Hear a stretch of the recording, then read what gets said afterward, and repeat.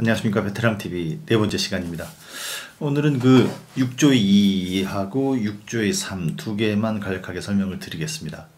6조에는 이제 통지서 전달과 관련된 내용인데요. 이것도 간략하게 통지서 전달에 대한 어떤 매핑을 그릴 수 있도록 세계 법령에 대해서 한번 핵심적인 내용 위주로 한번 정리를 한번 해보겠습니다. 세부적인 내용을 공부하시는 데는 큰 문제는 없는데 매핑을 그리는 게 항상 중요해요.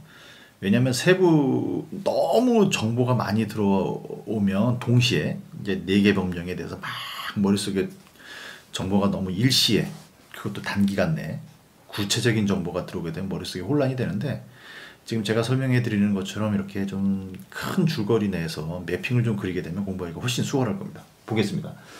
일단 통지서 전달은 실무적인 영역이에요.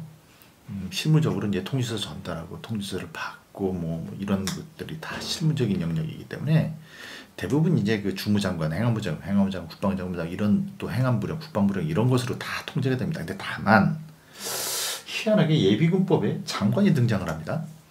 예비군법 6조 2의 3항에 보면 특히 필요한 경우 국방부 장관이 정하는 경우에 통지서 전달은 이제 다른 방법으로 할 수 있다. 우편 법령에 따른 그런 걸 할 수 있다. 장관이 하나 딱 등장을 합니다. 그러니까 되게 헷갈려요. 자, 그리고 두 번째 전달 방법 보겠습니다. 전달 방법. 그러니까 뭐 전자문서냐 뭐 송달이냐 이런 거를 표현을 하는 데 있어가지고 비자는 아무 언급이 없어요. 아예 자체가 없어요. 아무런 얘기가. 뭔가로 보내긴 보내겠죠. 그쵸? 근데 언급이 없다는 거. 이걸로 안 보낸다는 게 없어요. 언급이 없어요. 그러니까 문제의 조문으로도 나오지도 않겠죠. 그죠? 그리고 보겠습니다. 예비군의 전자문서가 나오고요. 민방위도 전자문서가 나옵니다. 그 다음에 우편 법령에 따른 송달, 등기 우편 이렇게 나옵니다. 용어가 약간 틀리죠. 우편 법령에 의한 송달과 그 다음에 그 등기 우편이라는 나옵니다. 예비군의 등기 우편이라는 말은 없어요.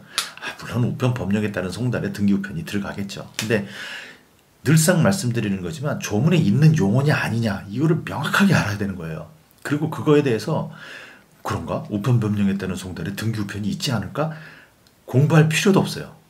문제도 안 나올 뿐더러 그거를 공부해서 괜히 머릿속에 헷갈려 버려요. 그냥 단순하게 넘어가는데 등기 우편은 민방위에만 있고 우편 법령에 송달이 있구나. 머릿속에만 넣어주세요. 그리고 세부적인 사항만 공부하시면 됩니다. 여기서 한 가지 좀 팁을 드리자면은 이 전자문서라는 거 있죠. 전자문서. 전자문서라는 것에 유일하게 민방위에만 2건이 더 나옵니다. 2건이. 예. 그러니까 무슨 얘기냐면 전자문서의 예비군에는 이 통지서 전달이 하나만 나오지만은 민방위에는 통지서 전달 외에 2건이 전자문서라는 표현이 더 나온다는 거예요. 뭐냐면 시행령 18조에 민방위 편입지원서 전자문서 포함 제출할 때 그 전자문서라는 표현이 나오고요. 두 번째는 시행령 44조에 그러니까 시행령 18조 민방위에 시행령 18조 시행령 44조입니다. 시행령 18조와 시행령 44조에 각각 나오는데 시행령 18조에는 민방위 편입지원서하고 44조에는 치료신청서 편입지원서하고 치료신청서 할 때 전자문서 포함이라는 말이 2개가 나와요. 가로 열고. 가로 안에 있는 것도 시험 문제 나올 수 있어요. 가로 안에 있는 것도. 신청서를 제출하는데 그것도 전자문서로 가능한 겁니다. 이거 정말 많이 헷갈립니다. 전자문서에 대한 거 기본적으로 통지서 예비군과 민방위 한 건씩 나온다. 그러나 민방위에는 2건이 더 나온다. 시행령 18조 44조에 치료신청서 편입지원서. 용어 한번 보겠습니다. 용어 이거 정말 헷갈립니다. 한번 더 보세요. 자, 비자는 사전 교부라는 말이 나와요. 교부. 그죠? 예비군은 본인에게 전달이라는 말이 나오고 장관이 정할 시 송달, 전달, 교부, 송달 이렇게 나옵니다. 뭐 구체적으로 이거 가지고 뭐 문제를 내거나 이런 경우는 자세하게 그렇게 많이 나오지는 않았어요. 그러나 이제 헷갈려요, 이게. 그리고 또 헷갈린데 또 왜 중요하냐면 시험 문제를 풀다 보면은 5초에서 10초, 5초 내에 이것의 진위 여부를 파악할 때 갑자기 내가 익숙치 못한 교부라고 했는데 전달, 교부, 송달 뭐 이런 거에서 막 머릿속에 혼재되어 있다가 비자 시험 문제를 볼 때 갑자기 사전 교부라는 말을 딱 보면은 맞는 말인데도 불구하고 머릿속에 전달, 교부, 송달 이런 말이 꽉 차 있으니까 이게 틀린 것처럼 보여요. 마치. 그렇기 때문에 이거를 아는 것이 이것 자체를 물어보는 문제 이런 것들은 안 나올 확률이 높겠지만 이거를 알아야만 진위 여부를 5초 내에 빨리 파악을 할 수 있다는 거예요. 사전교부 오케이. 사전교부구나. 근데 여기서 너무 긴장을 많이 하고 하나도 더 맞추고 다 맞춰야 되겠다는 그런 강박관념 그런 것 때문에 사전교부 이거 틀린 건가? 혹시 사전 송달 아닌가? 막 이런 의문. 또 마찬가지로 예비군 장관이 전할 시 송달. 장관이 전할 시 교부로 혹시 얘네들이 이거 가지고 장난치지 않았을까? 막 이런 의문점. 하나라도 더 맞아야 되니까. 그게 당락을 결정되니까는요. 긴장을 하게 되고 5초 내에 맞춰야 된다는 그런 당말 때문에 그렇다는 거예요. 이거 정확하게 아시고 나면은 시간을 더 빨리 파악을 할 수가 있습니다. 맞는 문장이라 하더라도. 자, 전달 이거 뭐 구체적으로 뭐 전달이 뭐고 교부가 뭐고 그렇게 따지고 들을 필요는 없어요. 그냥 대략 보면 알잖아요. 그죠? 알아보는데 몇 번 이렇게 읽어봄으로써 여기서 이런 용어가 나온다. 딱 이렇게 나옵니다. 사전 교부 이거 딱 한 문장 하나밖에 안 나와요. 사전에 교부한다. 예비군은 본인에게 전달, 본인의 직접 교부, 직접 본인에게 전달을 하고 여기 직접 민방위는 직접 교부란 밖에 나와. 제가 정확하게 쓴 거예요. 장관의 송달, 전달, 송달, 분교편 또는 이렇게 나오고 이렇게 나와요. 요거만 이렇게 정확하게 보세요. 되게 헷갈려요. 자, 6조의 3 다시 한번 복습하겠습니다. 6조의 3이 뭐냐 하면은 면제, 불능, 제외, 면제, 유예 이 내용인데 다시 한번 복습하게. 이게 그리고 또 다음 시간에 계속해서 또 요것과 관련해서 또 벌칙하고 연계해서 또 한 번 더 학습을 할 겁니다. 이게 정말 헷갈려요. 이거 마찬가지로 벌칙하고 요거하고 두 것만 대체적으로 머릿속에 매핑만 그려진다면은 20-30%는 먹고 들어가요. 자, 보겠습니다. 명확하게 하세요. 비자에서는 면제하고 불능 단어 두 단어만 나옵니다. 그 다음에 민방위하고 예비군은 제외, 면제, 유예, 제외, 보류, 연기 이렇게 세 단어가 나와요. 비자는 면제라는 제외라는 게 없죠. 왜냐하면 자원조사니까 자원조사를 해서 거기에 해당되는 거를 이렇게 하는 거기 때문에 제외고 자시고라는 단어가 없죠. 그렇죠? 여기서는 근데 또 면제라는 단어는 이렇게 두 개가 중복이 되는데 여기는 또 제외라는 단어가 또 예비군에 이렇게 중복이 됩니다. 그렇죠? 보류하고 연기가 있죠. 예비군은 면제라는 게 없죠. 왜냐하면 의무복무니까 예비군도 의무복무니까 면제를 한다라는 얘기는 없죠. 그러니까 무슨 얘기냐면은 예비군을 면제시킨다는 얘기는 그쵸? 현역 복무를 못한 데서 그런 제외되는 사람들이기 때문에 이런 용어가 없다고 그렇게 적당히 생각을 하세요. 구체적으로 들어가면 병역법 우리가 시험 보는 건 아니지 않습니까? 어쨌든 상황이 있어요.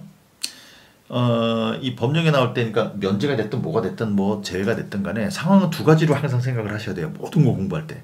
이게 훈련 상황이냐, 그러니까 훈련에 대한 거냐, 아니면 실제 그 상황이 발생돼 가지고 직접 이렇게 비상사태가 발령이 되는 거냐, 두 가지를 생각을 하는 겁니다. 비자는 훈련 상황밖에 없어요. 훈련 상황밖에. 그쵸? 왜냐면 이게 전시법이기 때문에 전시에는 그냥 자원조사여서 그냥 작계 5027에 의거해서 자원이 전방 지역으로 이동을 하는 계획에 포함이 되어 있으니까 훈련 상황에 대한 것만 기술이 됩니다. 민방위하고 예비군은 그렇지 않겠죠. 훈련 상황이 뿐만이 아니고 직접 상황이 발생됐을 때 민방위에 동원되는 그런 상황이 기술이 되겠죠. 같이 제외, 면제, 유예 이런 것들이. 그러나 면제는 훈련 상황만 있어요. 민방위는 이 면제되는 상황, 훈련을 면제한다. 훈련을 면제한다. 예. 그렇죠. 실제 상황에서 민방위를 면제한다라는 것을 얘기를 한다. 왜냐하면 이게 편성이잖아요. 민방위하고 예비군은 이게 편성에 대한 것이 들어가기 때문에 이렇게 될 만한 사람들을 편성을 하지 않습니까? 근데 면제를 하면은 편성을 아예 하지 말아야죠. 그쵸? 면제를 시키려면 편성을 하지 말아야죠. 이게 편성이 됐으니까 면제인데, 편성이라는 단어가 민방하고 예비군에서 편성이라는 단어가 들어가잖아요. 그 조직을 편성하잖아요. 그럼 면제는 빼고 편성을 해야 되는 거니까 그런 거는 없죠. 그러니까 여기는 면제라는 단어가 없는 거죠. 제외시켜버린 거기 때문에. 그렇죠? 그렇기 때문에 면제는 훈련 상황만 있는 겁니다. 유예는 당연히 훈련 상황일 때 직접 사용할 때 사야 돼요. 유예, 훈련 유예, 동원 유예. 그다음에 보류는 훈련 보류, 동원 보류, 연기도 마찬가지로 그런 상황이 있다라는 거. 자, 그럼 절차를 보겠습니다. 절차. 그러니까 절차라는 게 뭐냐면 이런 면제, 불능, 제외, 면제, 유예 이런 것들이 있을 때 너는 어디에서 누구한테 주고 어떤 며칠 내로 가고 뭐 하는 이런 절차가 규정돼 있느냐 없느냐라는 거예요. 이거 되게 중요합니다. 이게 강론에 들어가서 세부적으로 공부하는 것 못지않게 매핑을 그려보는 거 중요해요. 피자 여기서 면제라는 것에는 없어요. 절차가. 물론 면제는 누가 된다라는 건 있죠. 대상자는 있죠. 그러니까 면제가 있겠죠. 대상자는 있는데 이 면제를 받기 위해서 누구에게 뭘 제출하고 뭐 하는 거 없어요. 자, 그리고 여기 그 제외하는 것에 대한 절차 이것도 없어요. 예비군의 제외 누구누구는 제외된다 이렇게 나오잖아요. 예비군 앞에 첫 조에 보면은 앞에 첫 조에 무슨 몇 조 몇 항에 해당되는 뭐 보류자 현역병으로 전역한 사람은 제외된다. 그죠? 근데 뭐 누구에게 뭘 저치라고 뭘 제출하고 하는 건 없어요. 그렇겠죠. 당연하겠죠. 왜냐하면 편성이 들어가니까. 근데 민방위의 제외는 일부 있어요. 제외가 있다. 제외 이거하고 이거라고 반대로 생각하지 마세요. 근데 민방위는 있네. 그게 아니고 여기에 제가 왜 동그라미를 쳐놨냐면 그중에 아픈 사람들 있지 않습니까? 뒷조에 어떻게 해가지고 제출하고 거기에서 읍면동에서 같이 재심사를 하고 뭐 한다. 이게 내용이 있잖아요. 그러니까 그거를 있다고 저는 판단한 거예요. 그러니까 헷갈리지 마세요. 있다라는 것은 이거에 반대되는 형식으로 여기는 제외가 없고 여기는 제외가 있다. 이렇게 생각하지 마시고 원래 제외는 없겠죠. 왜냐하면 편성이라는 것이 들어가 있기 때문에. 그렇지만 여기서 제외를 제가 동그라미를 친 이유는 있지 않습니까? 그래서 읍면동 사무소에서 복무부 접학에 대한 것들을 그런 어떤 장애를 겪은 사람들 내용 나온 것들이 있잖아요. 그죠? 그런 내용들 때문에 제가 여기서 적어 놓은 거고요. 자, 보겠습니다. 대리. 이거 중요한 겁니다. 대리 직권. 그러니까 이러한 것들을 신청을 할 때 대리가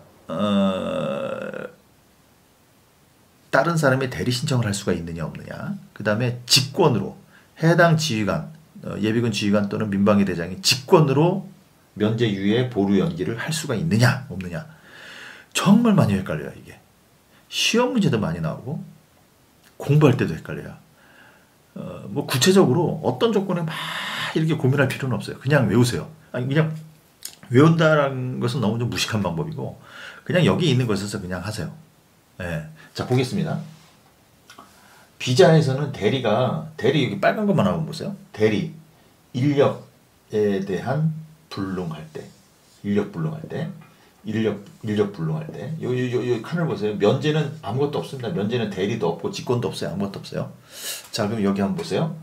비자는 불능은 있는데 불능 있죠. 절차가 불능 받을 때 물자 훈련 참여에 불능을 한다라고 했을 때 훈련 상황이니까. 그 중에 근데 인력에 해당되는 것만 대리가 있어요. 그죠? 그리고 여기 유예도 민방위의 훈련을 유예한다라고 할 때 훈련에 대한 유예만 대리가 있어요. 훈련에 대한 유예만. 그 다음에 여기는 보류에 대한 거 삼각형 있고 연기에 대한 거 있어요. 보류는 왜 삼각형이냐? 보류를 받으려 할 때는 있어요. 근데 보류 사유가 없어질 때는 없어요. 그러니까 즉 보류를 받으려 할 때는 절차를 어떻게 해라라는 것이 있는데 보류 사유가 없어질 때는 누가 대리로 누가 와서 해도 된다라는 그 내용이 없어요. 삼각형이에요. 자, 직권 되게 중요합니다. 이거 직권 다 없어요. 다 없는데 요거 민방위에만 있어요. 면제와 유예만, 훈련 유예만. 자, 면제 중에서도 동원 여기 앞에 있는 게 동원입니다. 실제 동원되는 거 민방위 사태가 발생했을 때 요때는 직권은 없어요. 근데 직권 면제할 수 있는 건 훈련. 근데 유예는 실제 동원했을 때 그 유예와 직접 훈련했을 때 유예는 전부 직권으로 할 수 있다는 것이 다 있어요. 동그라미가 3개예요. 자, 요거 하나하고 요거 2개하고 요거 3개예요. 요거는 훈련에 대한 겁니다. 요거 2개는 미시고 요거 훈련에 대한 거고 요거는 동원에 대한 겁니다. 실제 동원 사태. 이거 정말 여러 번 반복해서 보세요. 이 표 자체를 여러분들이 나름대로 만들어 놓고 머릿속에 그냥 계속 한번 해보세요. 절차 어떻게 되고 데려와요. 그래서 강론에 들어가서 하나하나씩 공부를 하실 때 머릿속에 동그라미 해가지고 빨리 해가지고 여기는 없는 거 일단 머릿속에서 예컨대 직권에 대해서 이제 민방위를 내가 지금 공부하고 있다. 민방위를 공부하고 있는 순서다. 그런데 유예다 그러면 머릿속에 일단 직권은 2개 있구나라는 것이 머릿속에 팍팍 들어가고 그 다음에 대리 규정은 훈련만 있다라는 게 머릿속에 들어간 상태에서 이걸 공부를 하셔야 돼요. 있다 없다. 있다 없다라는 것을 명확하게 머릿속에 해놓고 들어가서 강론으로 공부를 하셔야 돼요. 왜 자꾸 제가 이 말씀을 자꾸 드리냐면 5초 내에 진위 여부를 판단을 해야 됩니다. 5초 내에 진위 여부를 판단해야 되는데 있다 없다라는 것 자체에서 헷갈려 버리게 되면 그 밑에 있는 강론은 머릿속에서 혼란이 돼가지고 공황이 발생돼 버려요. 이 각각의 조문에서 있다 없다가 돼야지 머리 딱 읽어보고 요거 직권조항이 있는 거지. 그건 뭐였었지? 그렇지, 요거였었지 해가지고 딱 맞춰야 되는데 여기 직권조항이 있었던가? 알고 있는데도 불구하고 그 직권조항이 거기에 누구에게 누가 직권조항이 있다 며칠까지 한다는 걸 알고 있음에도 불구하고 공황이 발생돼 버린다는 거예요. 먼저 가장 기본적인 있다 없다에 대한 것을 매핑을 그려가지고 딱 세계법령에 대해서 해놓은 다음에 그 다음에 강론을 들어가셔서 공부하시는 게 훨씬 편합니다. 여러 차례 제가 이런 말씀을 드렸죠. 여러 부분에 대해서 머릿속에 계속 뇌아리세요. 뇌아리시고 공부하기 전에 뇌아리시면서 하시면 돼요. 수고했습니다.